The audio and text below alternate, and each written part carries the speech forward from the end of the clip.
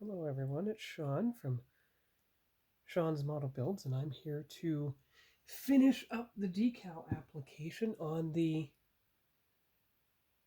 Enterprise. The Enterprise Refit, the model number 42, the Wrath of Khan Enterprise Refit, and you can see the decals I'm planning on applying today, including the very small ones that go on the side. Now, I have to use my magnifying glass to see what Model 34 says. It says Starship USS Enterprise. Okay. And number 35 is the Shuttle Bay fantail. And these are the ones for the nacelles, 32 and 33. Now, if you look at the side of the box, 32 goes on the outboard edge, 33 goes on the inboard edge.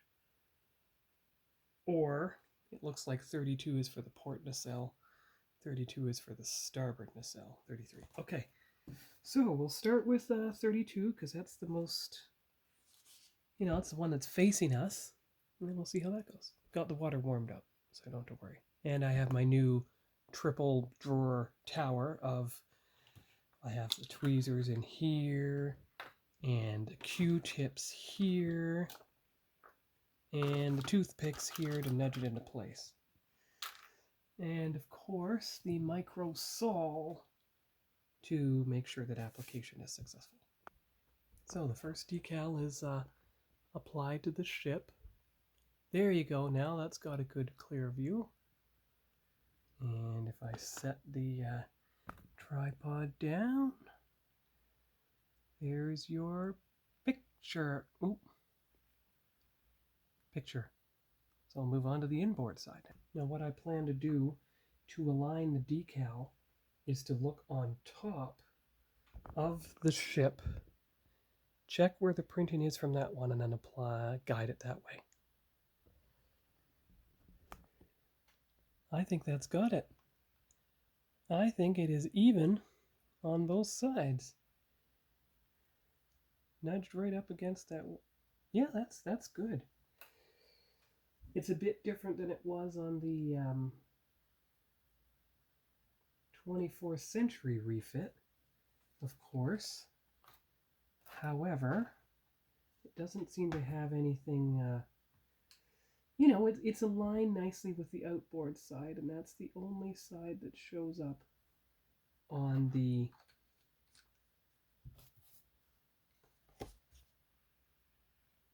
side of the box.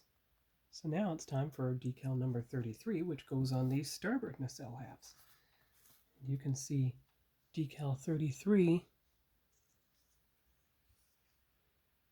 Well, if it would focus, there it is, decal 33. So that's next. But I guess we should get a good picture of the inboard side of the port nacelle. I don't know if you're going to get any clearer than that. Can't get any closer and keep it in the foreground. And the good thing about the inner port nacelle, that's part of where I did some of the pearlescent painting, so you can see the blue and the gold outlined underneath it. Look, here's a decal that wasn't actually accounted for on the model guide, but number 62, that is the port and starboard docking ports for the saucer section. And you notice, well, technically it's on the port side only. But you see how decal 34 has printing on either side? So I'm going to have to take a closer look at that. Find out the missing section. Trying the trick of putting this on, the final one on while it's on camera. Let me see if I can pull the ship closer to get a better view. There, that might help.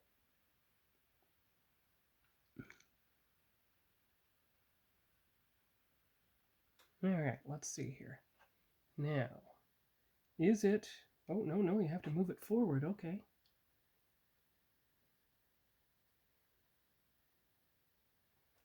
Let's try that. Ooh, printing is just about even. Just a little more forward. There, that's good. That's good. Okay. Press it in now, get all the moisture out. Here we are. Apply the microsol.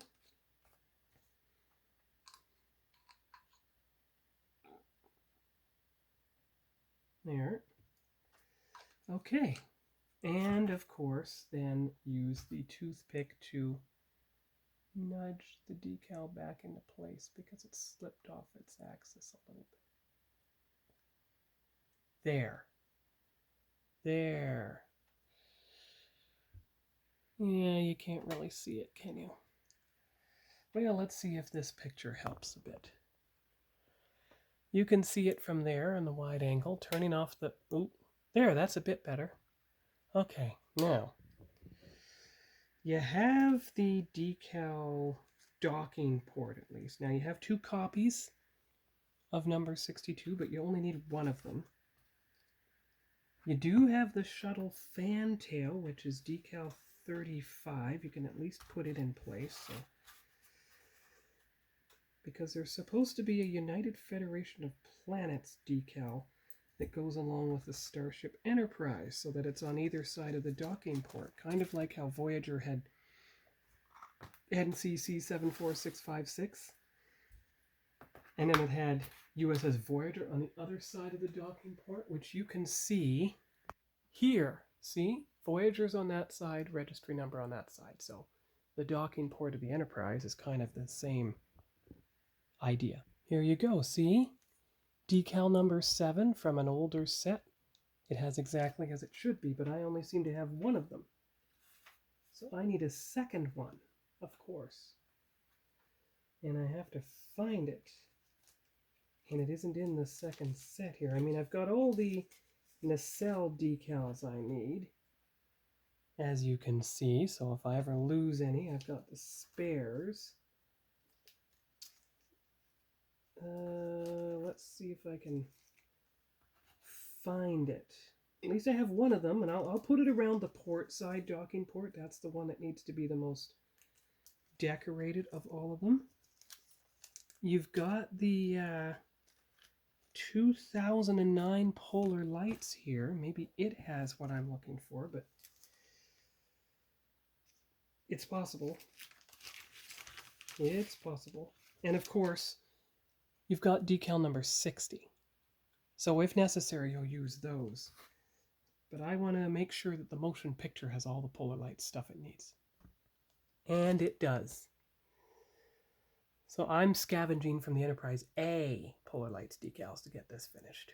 It's quite interesting mixing and matching for different parts of the ship to get things done. I guess there's nothing left from this older set, because you got a couple from the older set, I think. But no, those are stripes and stuff. Neck stripes and things that can be used for the future. And the older stripes here from the 2009 set, I don't think so. It's just extra decals and everything. Extra Aztec patterns. Secondary hull stuff, but that's not for the Refit Enterprise. That's for the Star Trek II Enterprise. Yeah, nothing here. Okay. All right then. Off we go.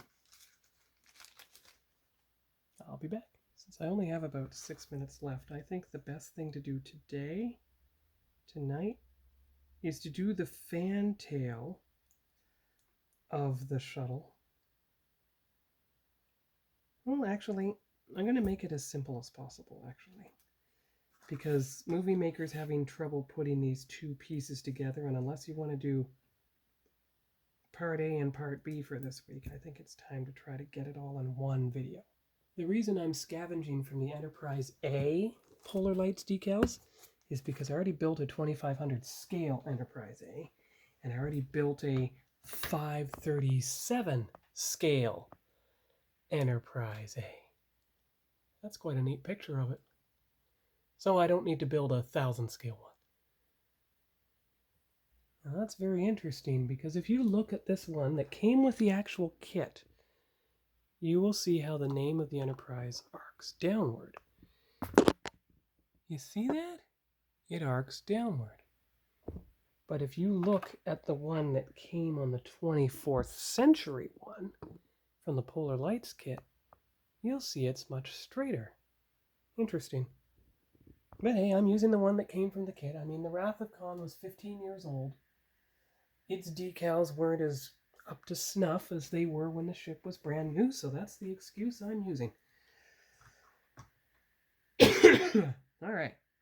So that's the back of the ship. Now it's time to apply the, apparently, port side docking port only on the middle of the saucer. Of course, what I might do is put one on either side of the saucer just for fun. Actually, what I'm going to do to avoid trouble, I'm going to put this one on first. Oh.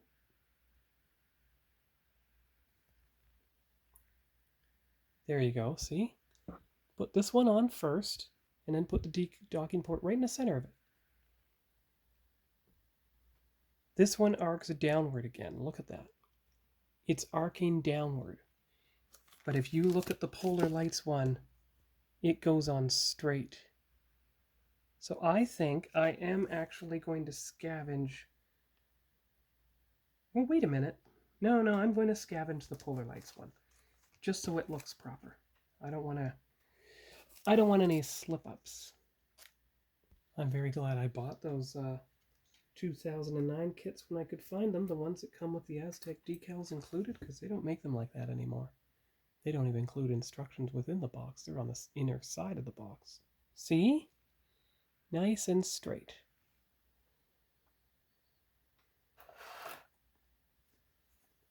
Now I am going to have to wait for putting on the docking port on both the port and starboard, but that can be included as bonus footage that I film later this week and release, oh, I don't know, on Saturday or something for this video, because Movie Maker has a lot of difficulty in putting everything together these days, so I'm not going to try to force it. Use the edit button as an on-the-fly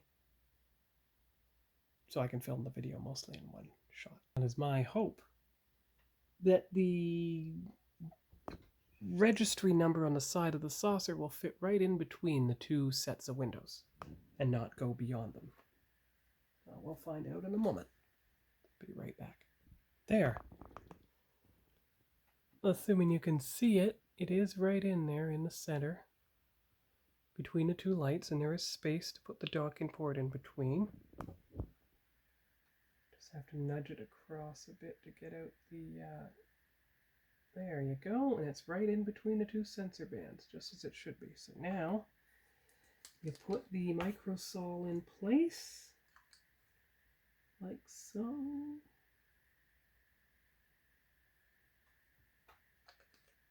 And that should work.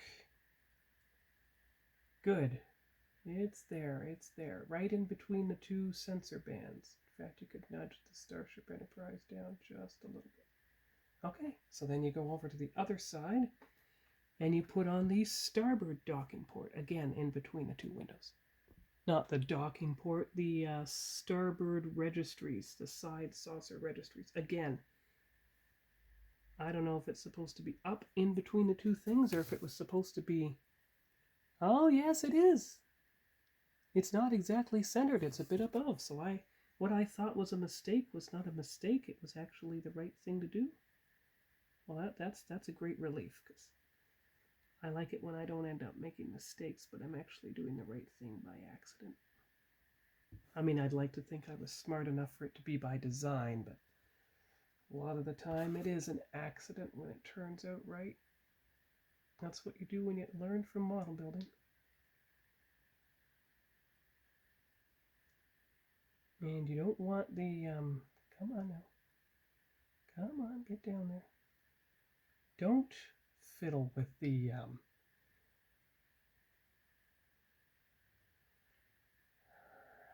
not working like it should.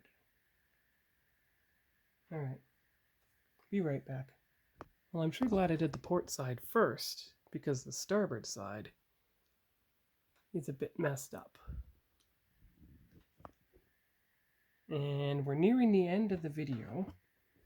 I'm going to have to do the docking port application a couple days later and make it the bonus footage and figure out which way they open. Is it right that way or that way? Find out later this week. And I'll post this video on Friday, January 31st. Bye-bye.